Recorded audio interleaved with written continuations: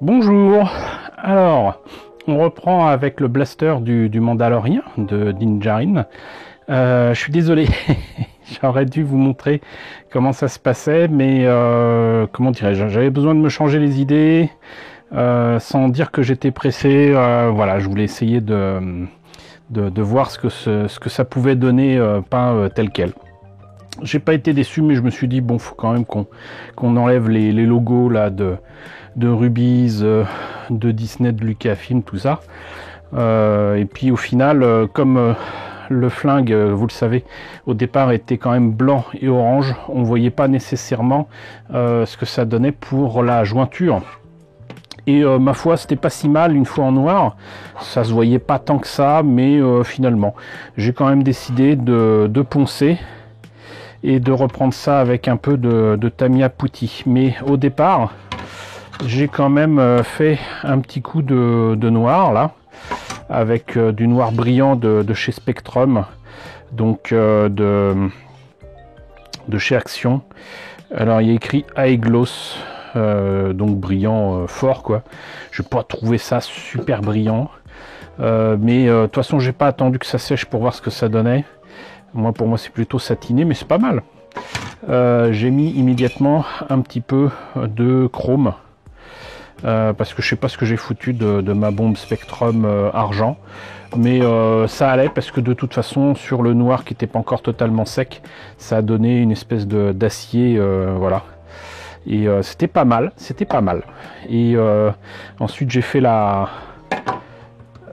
sais pas comment on appelle ça, à la poignée, le je ne sais quoi, avec du marron de chez Army Painter. Alors là, c'est pas la même histoire parce que c'est pas une peinture qui est faite pour la même chose, c'est pas fait pour des objets de cette taille là, et c'est certainement pas fait pour tenir sur n'importe quelle surface. Donc mais de toute façon c'était juste histoire d'avoir une peinture de base sur laquelle je pourrais faire des imitations de bois, et ça ira très très bien. Mais reste que donc une fois que j'ai fait ça, je me suis dit allez, on va poncer un petit peu. C'est pas comme si il fallait tout démonter pour enlever quelque chose d'électronique ou quoi. J'ai également décidé de garder le canon tel quel là. Je sais pas si vous voyez, donc il y a un pourtour un peu épais. Je me suis dit bon, ça va. Donc j'ai repris une bonne partie, pas partout, mais une bonne partie des jointures.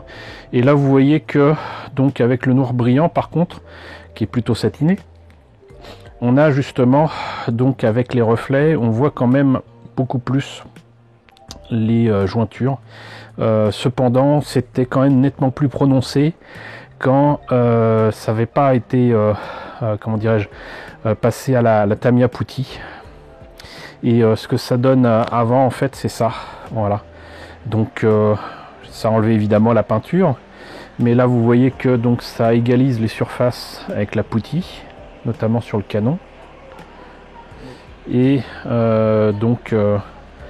là j'ai mis quand même facilement 5-6 couches de noir brillant pour enlever ce que j'avais poncé. J'aurais pu mettre de la Putty, mais bon, c'est un peu difficile d'accès ici. Et d'ailleurs, pour poncer, en fait, au départ, j'ai pris un grain quand même très très très épais. Voilà, qui a l'avantage en plus d'être dans sur une comment dirais-je, sur quelque chose de, c'est un tissu quoi, je sais pas quoi. Mais en tout cas, c'est vachement pratique pour pouvoir faire justement des surfaces inégales. Et ensuite, j'ai passé avec un un papier abrasif beaucoup plus fin, et qui lui est sur papier. Alors si vous voulez vous aider de quelque chose qui permet de faire quelque chose de droit, vous pouvez le faire là par exemple avec c'est une cuillère en bois que j'ai récupérée quand j'étais à l'hosto, et ça c'est pour les vous le reconnaissez, hein. C'est le bâton en bois pour les magnums, pour les glaces, et en ce moment avec la chaleur qu'il fait, c'est quand même bienvenu les glaces, mais voilà, donc ça donc ça peut éventuellement permettre, si vous n'avez pas envie de mettre votre doigt ou quoi, de toute façon vous mettrez le doigt quand même, mais soit vous le mettez comme ça, soit vous mettez un peu de colle, et puis normalement c'est supposé tenir, et youpi.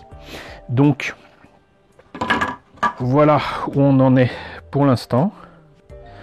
hein, donc avec les traces laissées par le ponçage.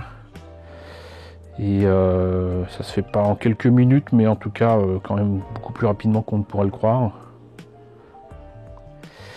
Et j'ai pas fait ça partout, mais vous voyez que déjà on est sur donc un flingue qui fait un petit peu plus vrai quand même que blanc et orange, et qui est sans doute proche de ce qu'on voit dans la série, même si j'ai encore une fois j'ai regardé quelques épisodes. Franchement, son flingue on le voit à peine, c'est flou, donc c'est pas facile de savoir ce qu'il y a à part ici. Donc cette partie là qui sera à peindre en cuivre ou en laiton, ça je ferai ça avec un pinceau, mais on va voir ça. Il y a peut-être d'autres détails ici avec des vis, des écrous ou quoi que je mettrai avec du chrome, mais bon, donc voilà ce que ça donne pour l'instant.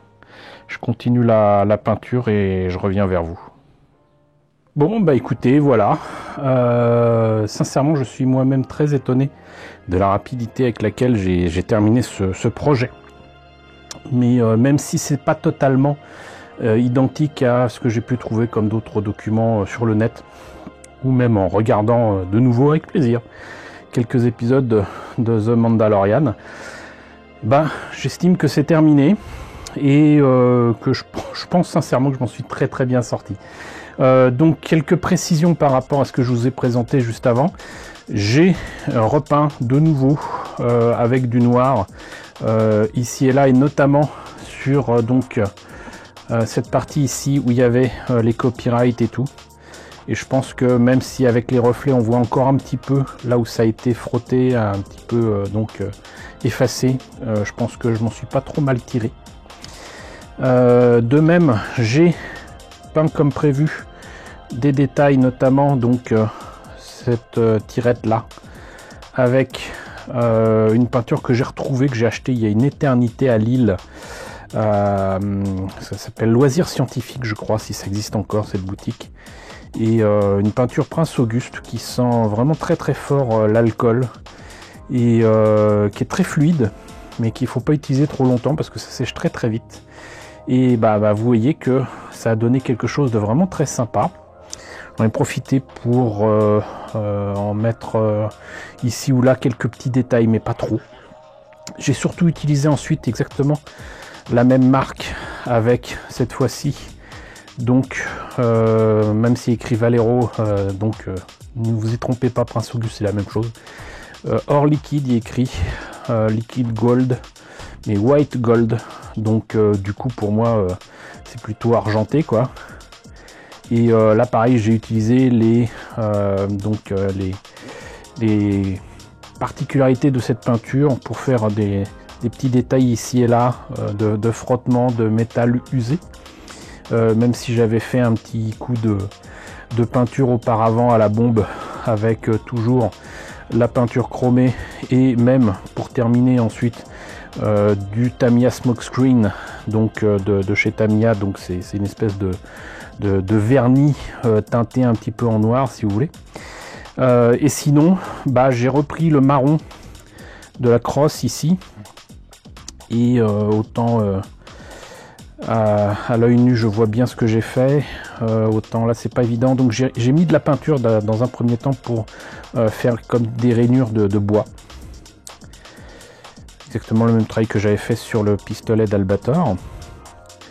Et ensuite j'ai continué avec cette peinture que j'adore et que je vais pleurer un jour parce que j'en aurai plus, mais c'est de la Chestnut Ink. Et donc ce que j'ai fait, c'est que j'ai fait donc les traits avec un pinceau là-dessus, et ensuite j'ai repris ce que j'avais fait et j'ai affiné un petit peu si vous voulez le travail, et ça donne ça. Et je trouve que mon imitation bois est pas trop mal, faut pas regarder de trop près, mais sincèrement donc ça donne bien.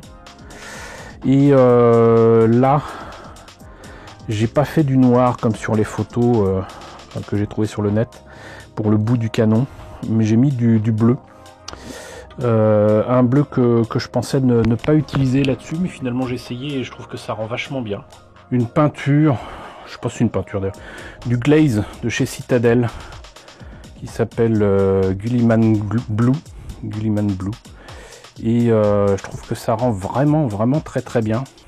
Parce que du coup on a l'impression que le bout du canon a surchauffé. Et ça donne un bleu léger qui est vraiment très cool. Ah, et j'oubliais le Chestnut Ink, j'en ai mis un petit peu en dessous donc de cette tirette que j'avais fait en or rouge. Voilà, et puis autant vous montrer aussi l'autre côté après tout. Donc vous voyez que ça rend bien aussi de ce côté-ci. Voilà, de toute façon il n'y a pas de raison que ça rende mal quel côté que ce soit. Donc là on voit nettement moins les deux pièces avec donc le ponçage et la Tamiya Putty par là. Donc vous imaginez qu'avant ça donnait ça et maintenant ça donne ça. Voilà, pareil là on voit beaucoup plus la jointure ici, alors que là beaucoup moins. Et là pareil, c'est encore un petit peu visible, mais pas autant qu'ici. Voilà, je l'ai laissé exprès parce que de toute façon ça aurait été compliqué à reprendre. Mais franchement, voilà, je suis vraiment très content, très satisfait de ce blaster du Mandalorian. Encore merci à Monsieur Toys de m'avoir offert cet objet Rubies. Alors on m'a signalé, c'est vrai que il existait ce flingue, ce blaster chez Nerf, mais je l'ai jamais eu sous les yeux, et des images que j'ai vues, bah forcément ça m'a l'air d'être quand même plus gros puisque c'est fait pour tirer des fléchettes en mousse. Ça m'a pas l'air d'être aussi bien que cet objet là, mais on sait jamais. Si un jour je tombe dessus, on verra, on fera une petite comparaison. En attendant, moi je suis bien content de vous l'avoir présenté. On n'en aura pas fini avec les objets du Mandalorian, puisque j'ai ces gants qui tirent des fléchettes là et qui fait lance-flamme. Et ça je vous le présenterai bientôt. Voilà, en attendant, j'espère que ça vous a intéressé. N'hésitez pas à me dire ce qu'il en est dans la section commentaires. N'hésitez pas à liker, c'est très important. N'hésitez pas à partager, n'hésitez pas à vous abonner si ce n'est pas déjà le cas. Coucou aux nombreux abonnés qui nous ont rejoints ces derniers temps. Bienvenue ici, coucou aux grands anciens qui me suivent depuis plus de 5 ans. Merci à tous de votre fidélité, merci à tous de votre soutien sur Tipeee et sur Paypal. Surtout, prenez soin de vous. Je vous laisse avec la liste des contributeurs de la chaîne et je vous dis, telle est la voie.